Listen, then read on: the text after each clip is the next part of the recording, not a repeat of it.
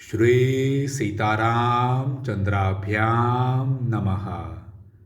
अरण्यकांड 49वां सर्ग।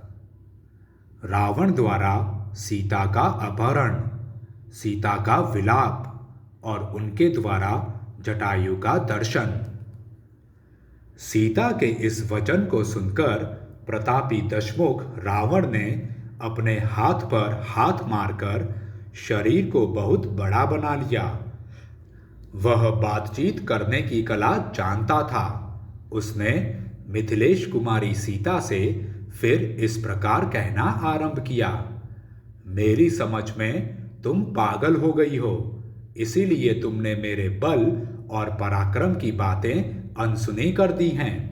अरे, मैं आकाश में खड़ा हो इन दोनों भुजाओं से ही सारी पृथ्वी को उठा ले जा सकता हूँ, समुद्र को पी जा सकता हूँ और युद्ध में स्थित हो मौत को भी मार सकता हूँ। काम तथा रूप से उन्मत्त रहने वाली नारी, यदि चाहूँ तो अपने तीखे बाणों से सूर्य को भी व्यथित कर दूं और इस भूतल को भी विदीर्ण कर डालूं। मैं इच्छा अनुसार रूप धारण करने में समर्थ हूँ, तुम मेरी ओर देखो। ऐसा कहते कहते क्रोध से भरे हुए रावण की आंखें, जिनके प्रांत भाग काले थे, जलती आग के समान लाल हो गए। कुबेर के छोटे भाई रावण ने तत्काल अपने सौम्य रूप को त्याग कर तीखा एवं काल के समान विकराल अपना स्वाभाविक रूप धारण कर लिया। उस समय श्रीमान रावण के सभी नेत्र लाल हो रहे थे। वह पक्के सोने के आभूषणों से अलंकृत था और महान क्रोध से आविष्ट हो नील मेघ के समान काला दिखाई देने लगा। वह विशालकाय निशाचर परिव्राजक के उस छंदवेश को त्याग कर 10 मुखों और 20 भुजाओं से संयुक्त हो गया। उस समय राक्षस राज रावण ने अपने सहज रूप को ग्रहण कर लिया और लाल रंग के वस्त्र पहनकर वह स्त्री रत्न सीता की ओर देखता हुआ खड़ा हो गया। काले केश वाली मैथिली वस्त्राभूषणों से विभूषित हो सूर्य की प्रभासी जान पड़ती थी। रावण ने उनसे कहा, वरारोहे, यदि तुम तीनों लोकों में विख्यात पुरुष को अपना पति बनाना चाहती हो तो मेरा आश्रय लो। मैं ही तुम्हारे योग्य पति हूँ।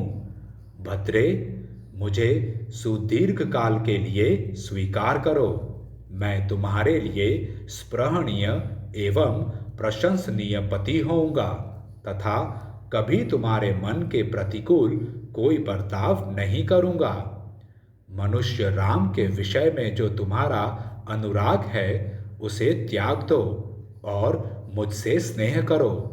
अपने को पंडित मानने वाली मूढ़ नारी, जो राज्य से भ्रष्ट है, जिसका मनोरथ सफल नहीं हुआ तथा जिसकी आयु सीमित है, उस राम में किन गुणों के कारण तुम अनुरक्त हो, जो एक स्त्री के कहने से सुहृदों सहित सारे राज्य का त्याग करके इस हिंसक जंतुओं से सेवित वन में निवास करता है, उसकी बुद्धि कैसी खोटी है।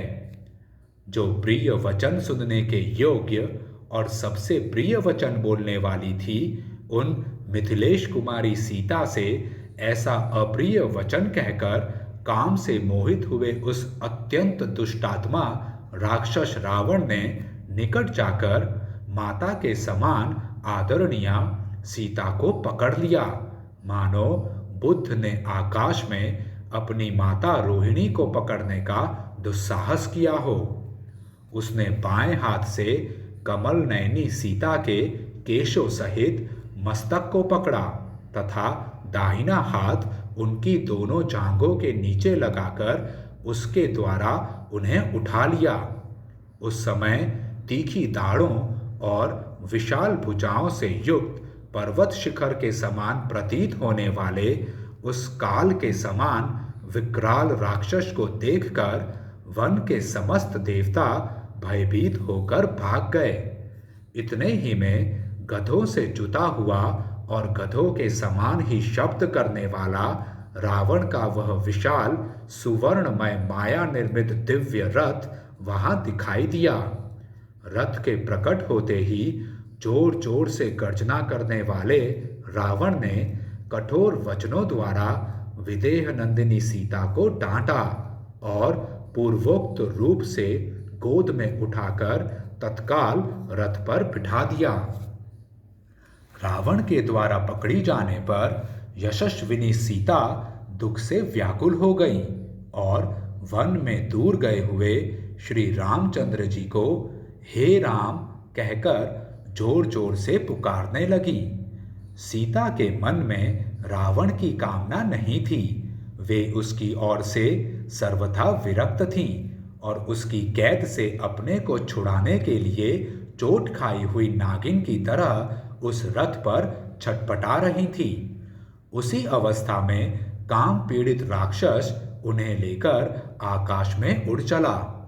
राक्षस राज जब सीता को हरकर आकाश मार्ग से ले जाने लगा, उस समय उनका चित्त भ्रमित हो उठा।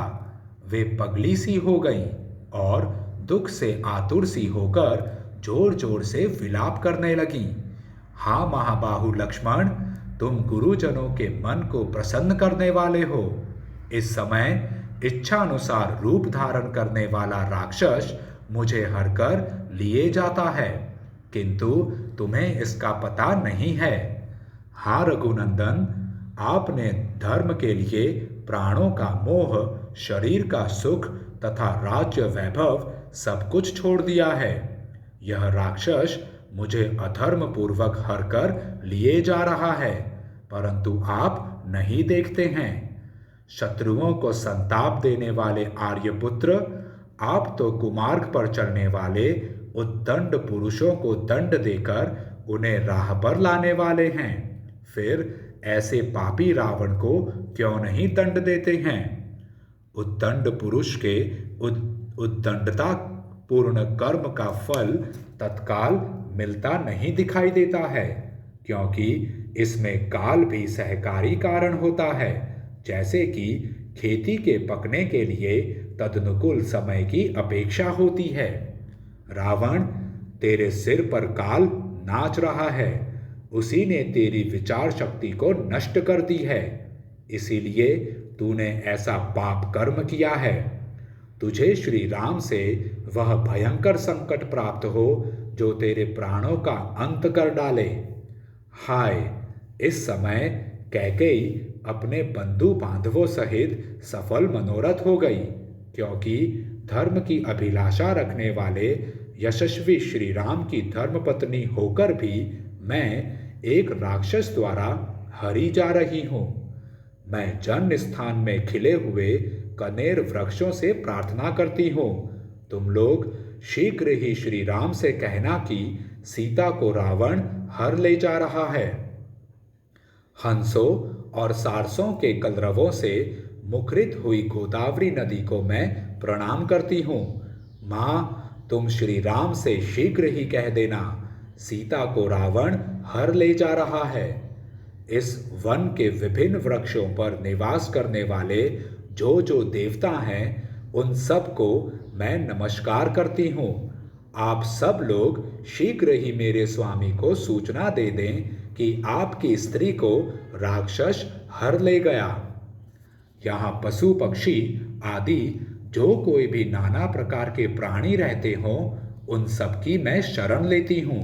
वे मेरे स्वामी श्री रामचंद्र जी से कहें कि जो आपको प्राणों से भी बढ़कर प्रिय थी, वह सीता हरी गई।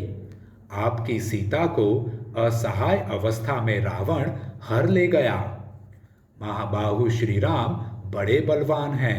वे मुझे परलोक में भी गई हुई जान लें तो यमराज के द्वारा अपहृत होने पर भी मुझको पराक्रम पूर्वक वहां से लौटा लाएंगे। उस समय अत्यंत दुखी हो करुणाजनक बातें कहकर विलाप करती हुई विशाल लोचना सीता ने एक वृक्ष पर बैठे हुए गृध्रराज जटायु को देखा।